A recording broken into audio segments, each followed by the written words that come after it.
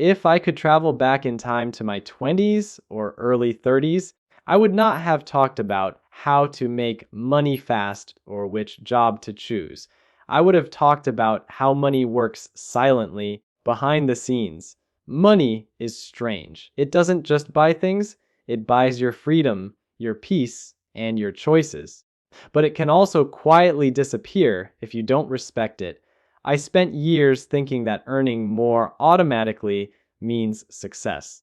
I thought life will be easier if the numbers in my bank account go up. And I was wrong.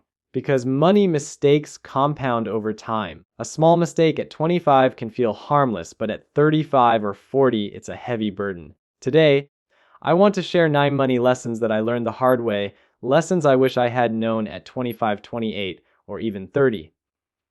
If you pay attention now, you can save years of stress, regret, and lost opportunities.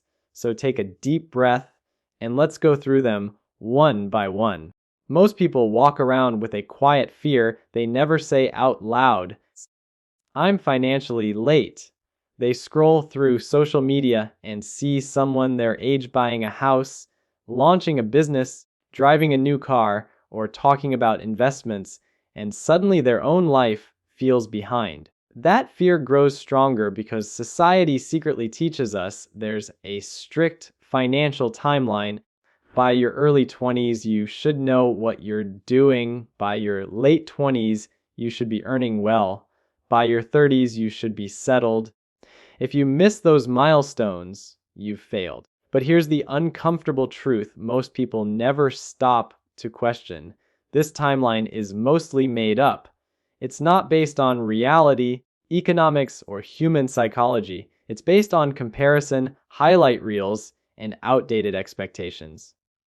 When you believe this story, you don't just feel behind, you start making desperate financial decisions. You chase fast money, take on bad debt, invest without understanding, or quit too early because you feel rushed. Ironically, this panic is what actually puts people financially late. The real danger isn't starting late, it's starting confused. And almost everyone you compare yourself to, you don't see their full picture. You don't see the family support, the debt, the stress, or the long-term consequences. So before asking, am I late? The better question is late compared to what? And according to who? Beyond strategy and execution, mindset played an equally critical role in my journey. I recognized early on that becoming a millionaire is as much a mental game as it is a financial one. Wealth requires a mindset that embraces calculated risks, anticipates challenges, and remains resilient in the face of failure.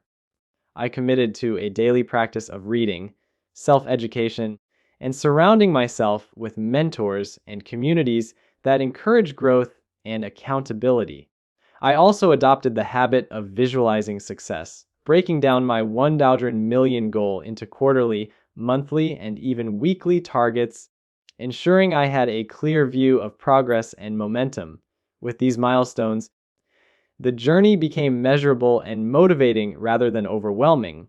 I diversified my approach, combining aggressive growth strategies such as starting a scalable business, investing in high potential stocks, and exploring digital assets like NFTs and crypto, while simultaneously securing safer investments to protect my capital. Each decision was calculated based on data trends and careful risk analysis. I learned the importance of patience and timing, recognizing that not every opportunity is worth pursuing immediately and that compounding wealth requires consistency and strategic foresight. Additionally, I cultivated habits that supported long-term success, health, energy, focus, and networking. Because building wealth is not just about money, it's about creating the lifestyle and capability to sustain and grow that wealth. By continuously measuring my performance, refining my strategies, and learning from mistakes, I steadily moved closer to my goal. Today, every action I take, every business venture I explore, and every investment I make is part of this deliberate, calculated plan to become a millionaire by 2025.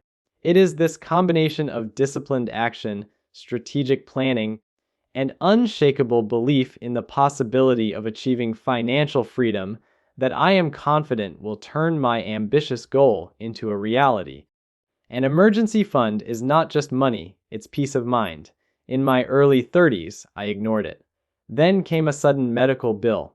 Then my car broke down. Then my job went through a rough patch. Suddenly, I was borrowing money from friends, using credit cards, and panicking. An emergency fund isn't about returns, it's about freedom from panic. Rule of thumb: keep at least 6 months of expenses in a safe, liquid account. Use it only for true emergencies. Don't touch it for convenience. Debt is a concept that has been part of human society for centuries. From borrowing grains in ancient times to taking out massive loans in today's digital economy, the essence of debt remains the same: borrowing money to be repaid in the future, often with interest. Debt is, in essence, a tool, a financial instrument. And like any tool, it can either build or destroy depending on how it is used. Many people fail to understand this, and the result is often financial stress, sleepless nights, and a gradual loss of freedom. In my personal experience, I have learned that debt is truly a double-edged sword.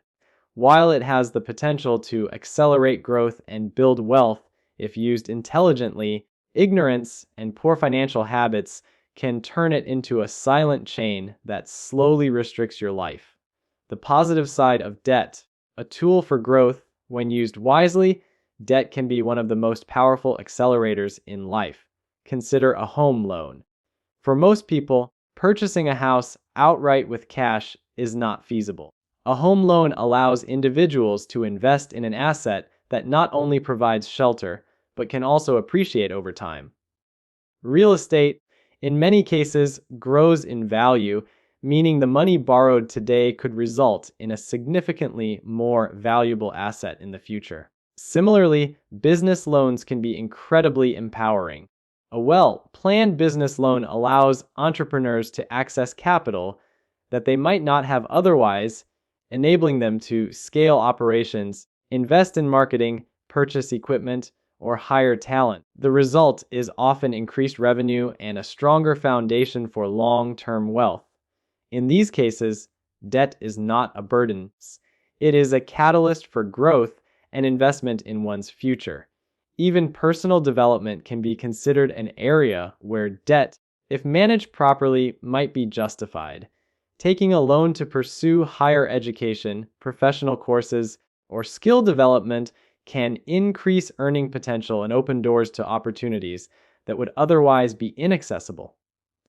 Here again, the borrowed money is used to create value, not just spend it. The dark side of debt, ignorance, and overspending, however, the same financial tool that can elevate your life can also quietly destroy it if used carelessly.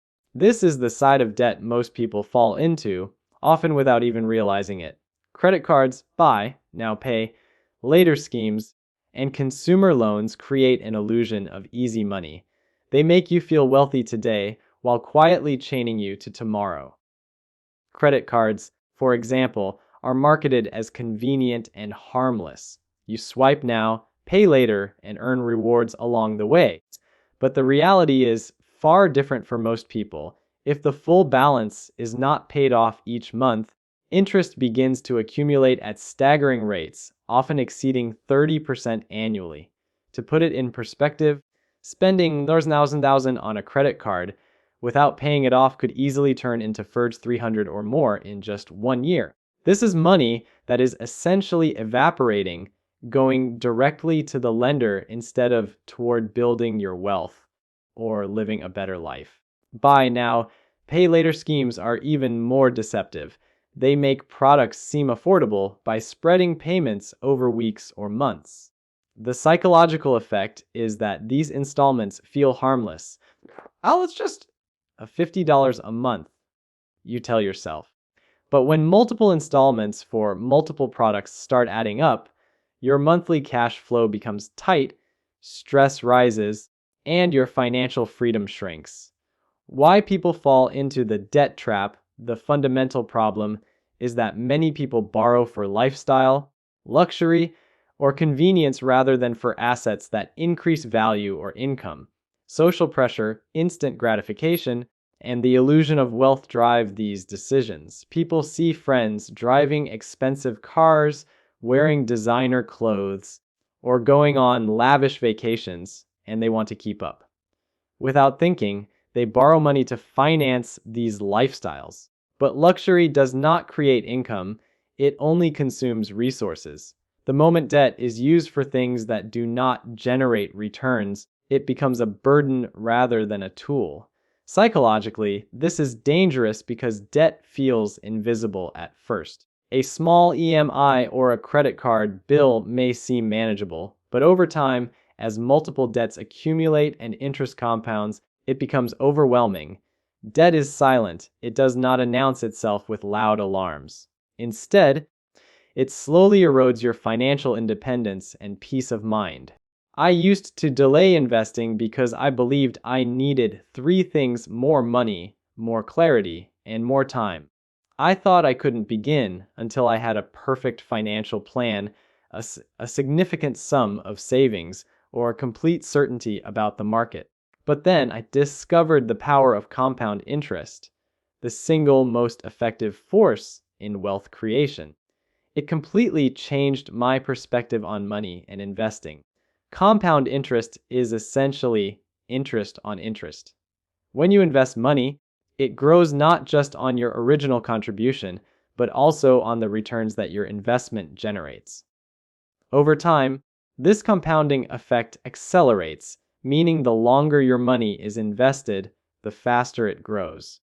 It's like a snowball rolling down a hill. The longer it rolls, the bigger it becomes. This is why starting early, even with small amounts, can make an enormous difference in the long run.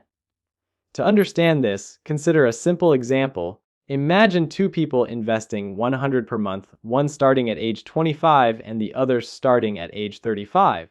Both continue investing the same amount until they are 65. The person who started at 25 ends up with almost double the wealth of the person who started at 35, even though both invested exactly the same amount. This happens purely because the earlier investor gave their money more time to grow and compound.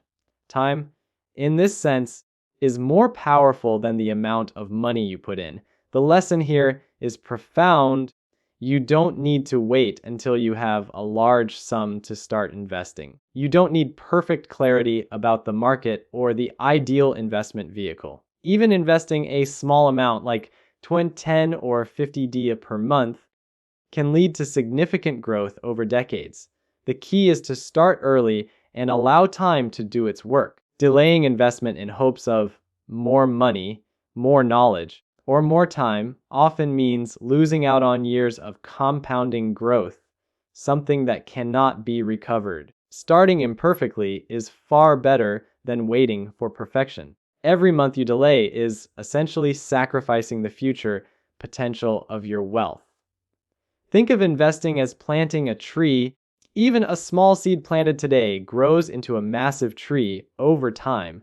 The earlier you plant it, the bigger and stronger it becomes.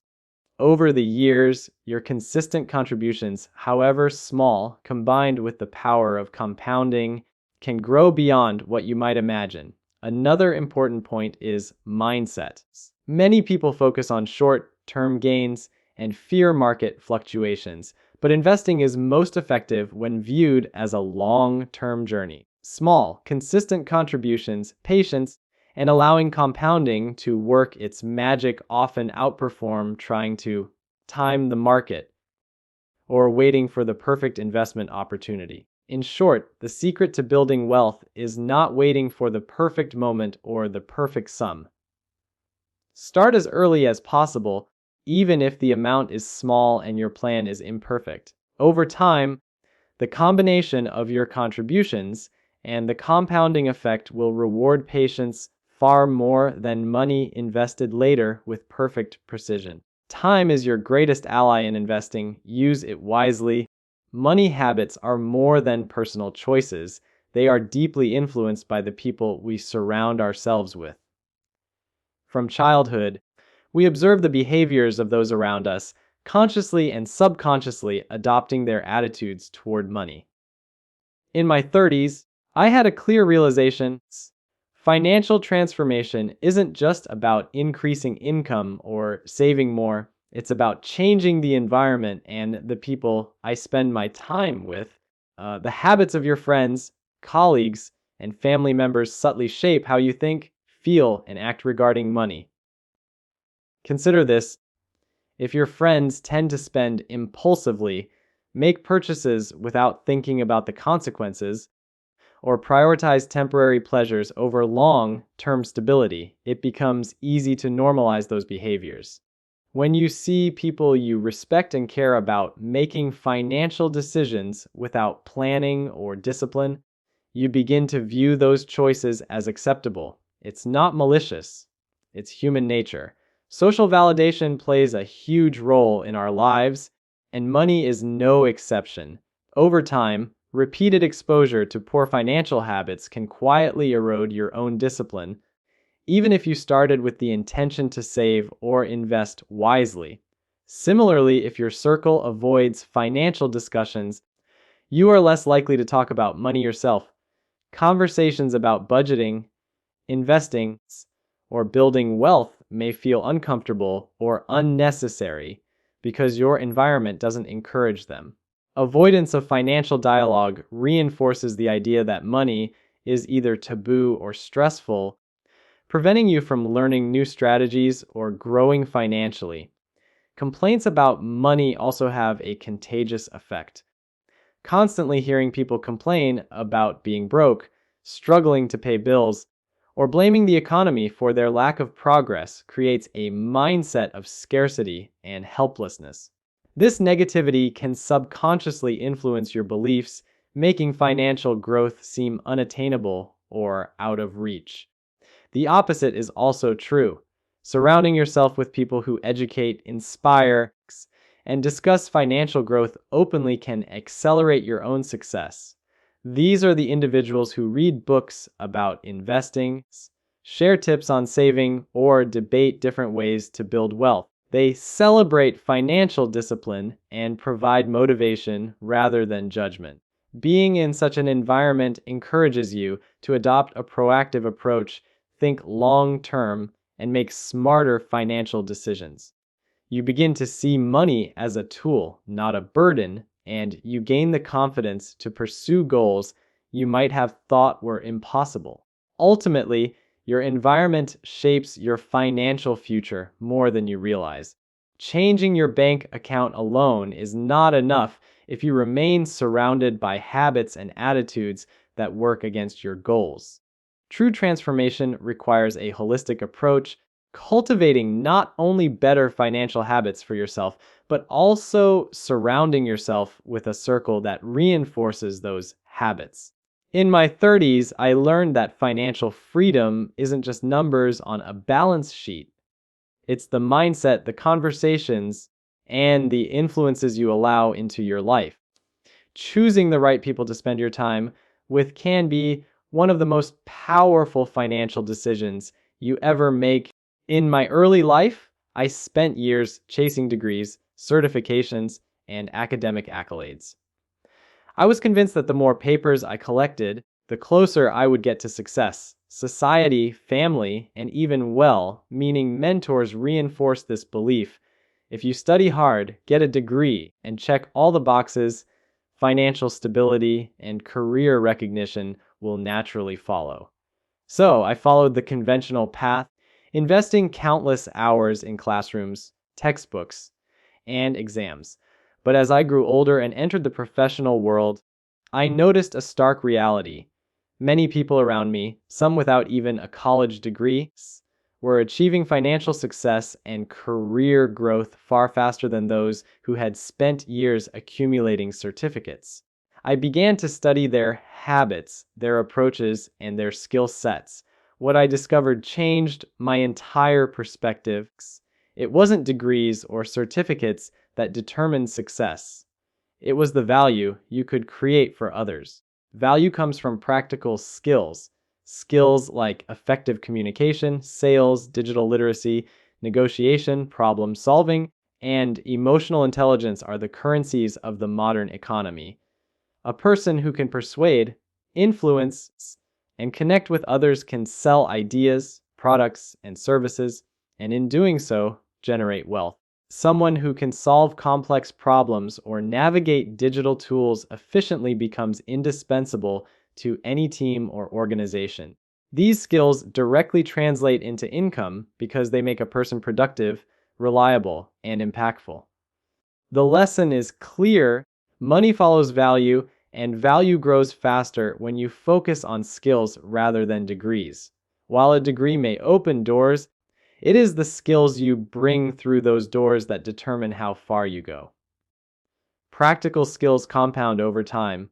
Learning a new software program, mastering digital marketing, improving negotiation techniques, or developing public speaking skills can multiply your earning potential far faster than waiting for a yearly raise. Unlike a certificate, which has a one-time impact, a skill you develop can create ongoing opportunities, new streams of income, and even the ability to start your own venture. Another critical aspect is lifelong learning. The world changes rapidly, technologies evolve, industries shift, and consumer needs transform. If you stop learning after formal education, you risk becoming obsolete. But if you commit to learning something new every year, your value continues to rise. One new skill, carefully chosen and applied, can sometimes increase your income exponentially, more than any promotion or bonus ever could. Ultimately, success is less about the paper you hold and more about the abilities you cultivate.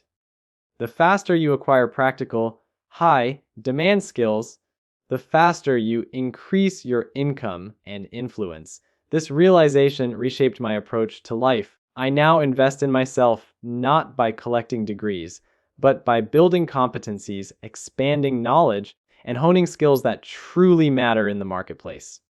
Tip: make a habit of learning continuously. Identify one high-impact skill each year, master it, and watch how it multiplies your value and income. Skills, not certificates, are the real shortcuts to success. No school teaches you about taxes, inflation, or investing. From the moment we step into the education system, we are drilled with math, science, history, and language, but the very practical lessons that determine our financial well-being are completely overlooked.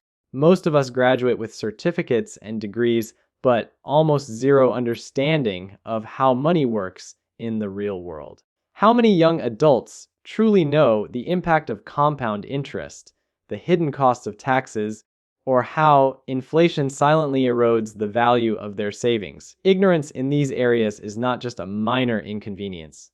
It is expensive. It costs time, money, and emotional energy. I learned this the hard way. For years, I made decisions without understanding their long-term consequences.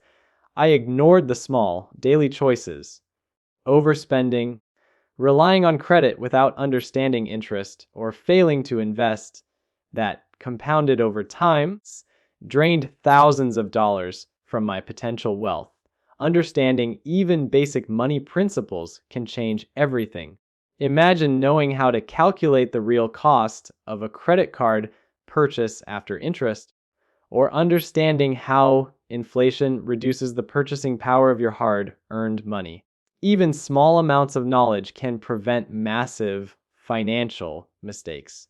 For example, learning the difference between assets and liabilities, or understanding the principle of diversification in investing, gives you tools to grow your wealth steadily rather than letting it be eaten away by fees, poor decisions, or market panic. Money literacy is not just about making more, it's about protecting what you already have and using it wisely. Taking actionable steps is crucial. Start by dedicating just 15 to 20 minutes every day to learning about personal finance. It could be reading a book, following a credible finance blog, listening to podcasts, or even watching short videos that break down complex topics into easy to understand lessons. Over time, these daily habits compound just like money in a high interest account, building a strong foundation that will save you thousands in the long run. Learn the basics of investing, including risk management and different asset classes. Understanding the balance between risk and reward allows you to make decisions that grow your money safely rather than gambling blindly. Avoid making financial choices based on emotions. Human nature makes us impulsive. We overspend, panic sell investments, or chase trends. Awareness and knowledge act as a shield against these impulses. Ultimately, knowledge is protection. Just as we learn basic first aid to handle emergencies, understanding money equips us to handle financial challenges confidently. Ignorance may feel harmless at first, but it silently accumulates costs over years, lost opportunities, unnecessary debt, and stress. The more you understand taxes, inflation, and investing, the more control you gain over your future. You start making decisions that align with your goals rather than reacting to circumstances. Money literacy is freedom. It allows you to live life on your terms rather than being trapped by avoidable financial mistakes. Investing in your financial education is one of the most important decisions you will ever make. It is not optional. It is essential.